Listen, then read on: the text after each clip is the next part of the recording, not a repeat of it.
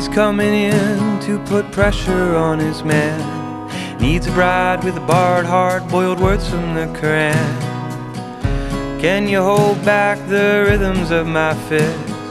Hold me down, I kick and spit, deliver me a kiss, and I say, oh. The Hezekiah Jones recording was great.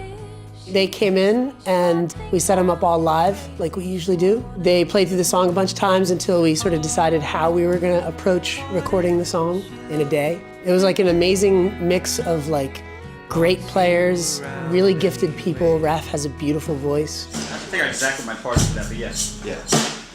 Whatever, something similar to what we worked on. Right. Raph actually gave us a demo of the song a few weeks before. It was a super stripped down. It was just the vocal and guitar. It was very folky. He's coming in to put pressure on his man. He sort of, expressed that he wanted to be experimental and just kind of sort of like step outside of the genre. A lot of what makes a genre, in my opinion, is the sort of predominant drum rhythms. Borrowed Heart really easily could have had the sort of chugging along choo-choo train brushes on a snare beat, and that would have absolutely made it fit within the genre of music that Hezekiah Jones play. But they had the foresight to just, in trying to experiment, to sort of break away from that very predominant rhythm. So they had Tommy just break it down into kicks on the 1 and 3 and snares on the 2 and 4. He's coming in to put pressure on his man. That did a lot to take it out of that particular genre and sort of made it a little more difficult to put your finger on exactly what kind of song this was, which I think was really great. Can you use the ELAM then? Let's use the ELAM, yeah. Yep. We were really, really lucky to find out that we could use practically the whole line of Telefunken mics, which are super amazing, high-end boutique microphones. Our friend George Hajuano, who does Studio Logic Sound, he made it happen. Miraculously, I was able to drive away with probably about $40,000 worth of mics. Like the two big ones were a ELAM 251 and U47. There's a few times where we A-B'd the 47 and the 251. The 251 was just really, really big and full sounding, like very full range and very realistic. And then the 47 is a little bit more out front, not quite as big in the low end.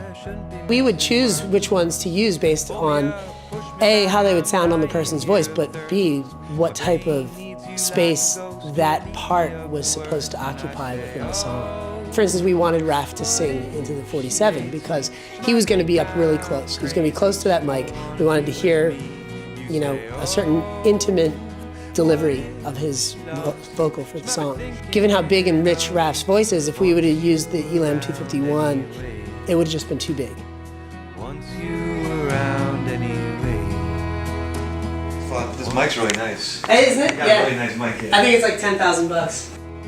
On the other hand, when we're doing those backup vocals, that's 7 people that you can't possibly get up close and personal with. And we didn't even want to. We wanted them to sound like a vocal chorus from some other time in some other place.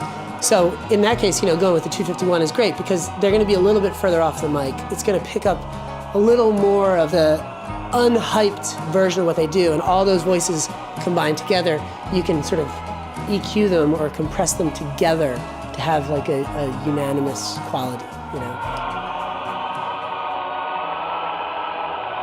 John and I have been having a lot of fun lately using different atmospheric effects, sort of slightly more surreal approach to things like reverb and delay. We've been using our reamping chain to actually send things through guitar amp reverb. That combined with the Roland Space Echo and Electro Harmonics Memory Man start to really surrealize it. The sounds start to waver. It just makes it sound like this song happened in a really cool place. I can't imagine where it is. It's sort of cartoonish in a way, These atmospheric effects are particularly appropriate for a song that is written to sync with a horror movie from the 1930s.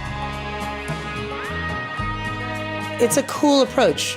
If anything, I think I'm really into it because I like the fact that it blurs the lines between instruments. It reduces clarity. I know that's probably not supposed to be what I'm doing, but screw it. I like that. I like the idea of surrealizing the palette and changing the perspective that everything comes from.